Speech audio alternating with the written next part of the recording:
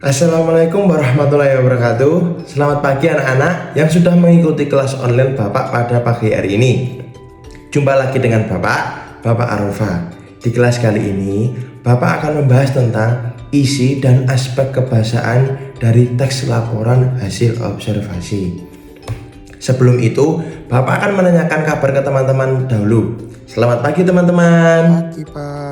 Oke, untuk absensi kali ini silahkan kalian menuliskan nama di kolom chat ya teman-teman, agar nanti Bapak bisa melakukan presentasi. Yang kedua, lanjut ya teman-teman, kita akan membahas tentang isi dan aspek kebahasaan dari teks laporan hasil observasi. Di pertemuan kemarin kita sudah membahas tentang apa itu teks laporan hasil observasi kan? Ada yang masih ingat? Yang berisi informasi pengamatan. Ya, benar sekali. Teks laporan hasil observasi adalah teks yang berisi penjabaran umum atau melaporkan sesuatu berupa hasil pengamatan. Sebelum masuk ke materi, Bapak akan bertanya dulu pada teman-teman. Pernahkah teman-teman melakukan observasi? Sudah pernah, Pak? Oh, sudah banyak yang pernah ya ternyata. Oke. Nah, yang kedua, mengapa laporan observasi harus bersifat objektif? Ada yang tahu? Tidak, Pak. Oke, tidak ada yang tahu. Oke, Bapak akan memberi jawabannya ya.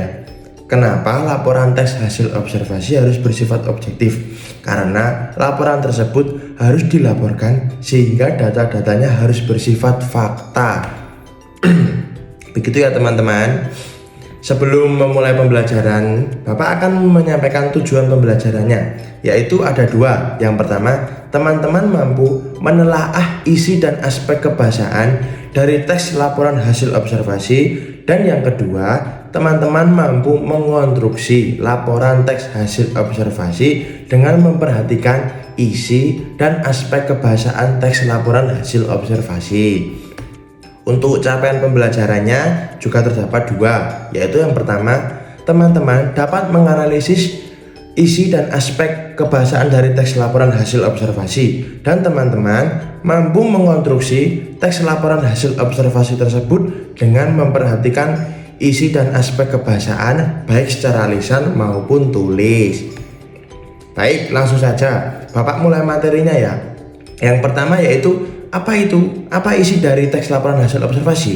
Isi dari laporan teks hasil observasi sendiri yaitu berisi informasi mengenai sesuatu, bisa itu hewan, tumbuhan, atau benda. Itu objek ya biasanya teman-teman.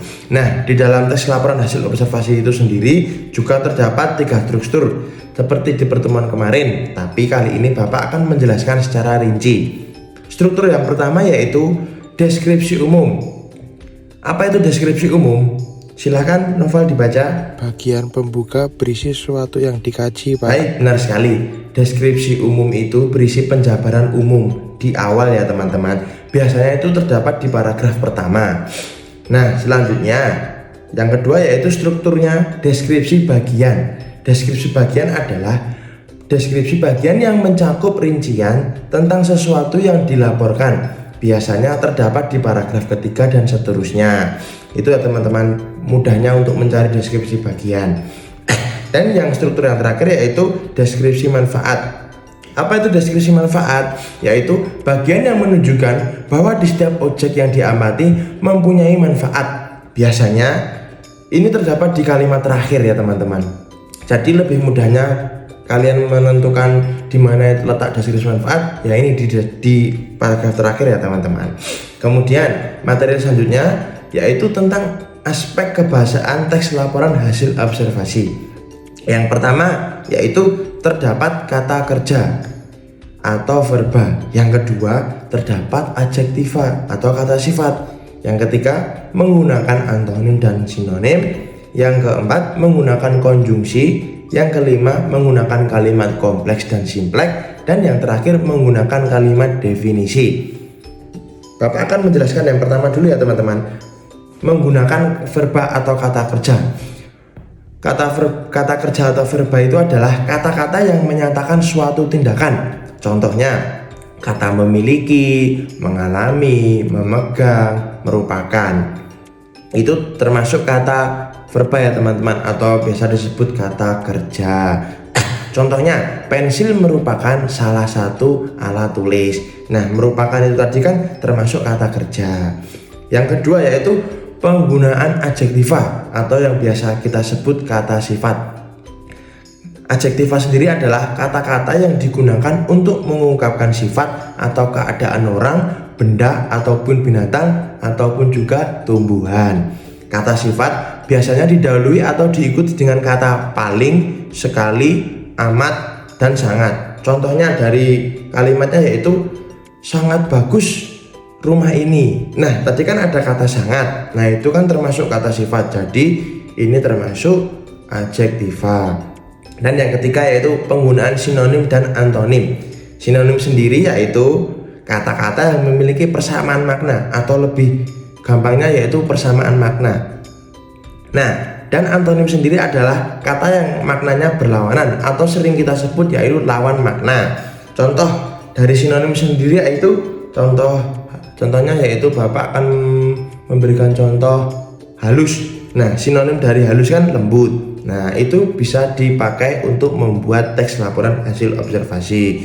Untuk antonim, Bapak beri contoh antonimnya malas yaitu rajin. Nah, itu teman-teman. Untuk yang keempat yaitu menggunakan konjungsi. Konjungsi sendiri adalah kata-kata yang menghubungkan dua satuan bahasa derajat. Nah, beberapanya yaitu contohnya sedangkan, tetapi, namun, melainkan, sementara itu. Nah, kata-kata tersebut bisa digunakan untuk membuat teks laporan hasil observasi kalian.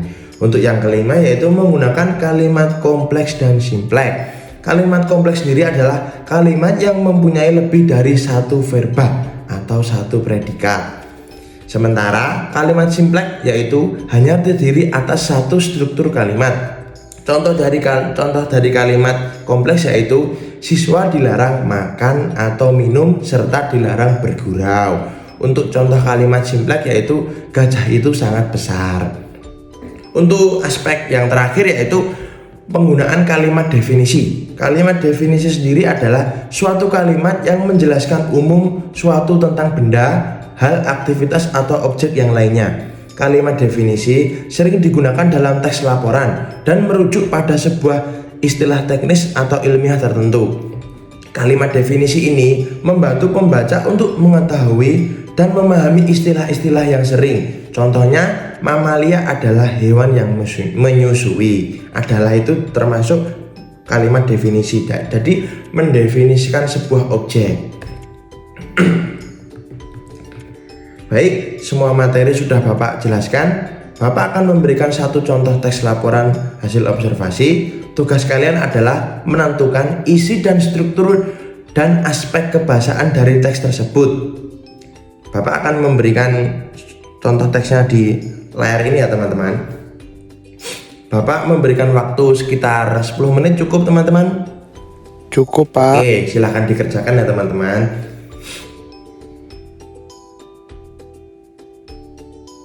Baik, sudah selesai.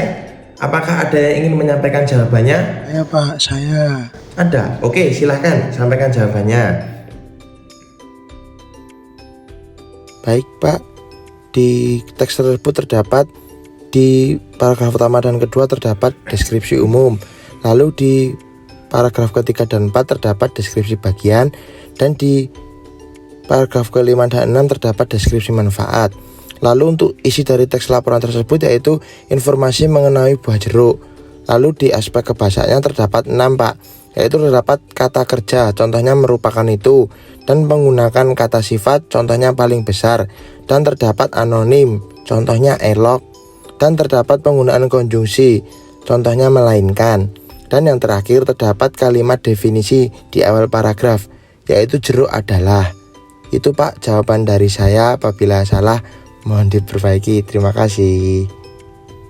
Nah, bagus sekali. Sudah paham semua ya berarti tentang materi yang Bapak ajarkan tadi? Sudah paham, Pak. Oke, baik anak-anak, bisa Bapak simpulkan pertemuan kali ini yaitu bahwa teks laporan hasil observasi adalah sebuah teks yang berisi pengamatan terhadap suatu objek yang bersifat fakta. Dan di dalam teks tersebut terdapat strukturnya, yaitu deskripsi umum, deskripsi bagian, dan deskripsi manfaat. Di dalam teks laporan hasil observasi juga terdapat 6 aspek kebahasaan, yaitu yang pertama terdapat verba, yang kedua terdapat adjektiva, yang ketiga terdapat sinonim dan antonim, yang keempat terdapat kalimat kompleks dan simpleks, dan yang kelima terdapat konjungsi, dan yang terakhir terdapat kalimat definisi. Baik, apakah ada yang ingin ditanyakan sebelumnya? Tidak, Pak. Belum? Baik, sudah paham semua ya berarti. Oke anak-anak, Bapak akan memberikan PR untuk kalian ya, yaitu PR-nya buatlah satu teks laporan hasil observasi dengan tema bebas, terserah kalian, mau itu binatang, hewan, benda, tempat wisata atau yang lainnya. Tapi jangan lupa memperhatikan isi dan aspek kebahasaan, dan juga tulislah aspek kebahasaan itu terdapat apa saja di dalam teks kalian ya teman-teman. Seperti yang sudah Bapak terangkan tadi.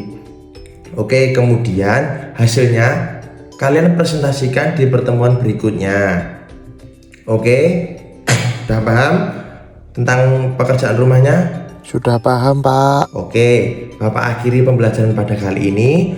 Sebelum Bapak akhiri, jangan lupa kita mengucapkan doa terlebih dahulu dengan mengucapkan hamdalah bersama-sama. Alhamdulillahirobbilalamin. Oke, kurang lebihnya Bapak mohon maaf. Terima kasih atas waktunya, dan jangan lupa ya teman-teman, tugasnya dikerjakan. Jangan mencontoh dari teman-teman, dikerjakan sendiri. Oke teman-teman, terima kasih. Wassalamualaikum warahmatullahi wabarakatuh.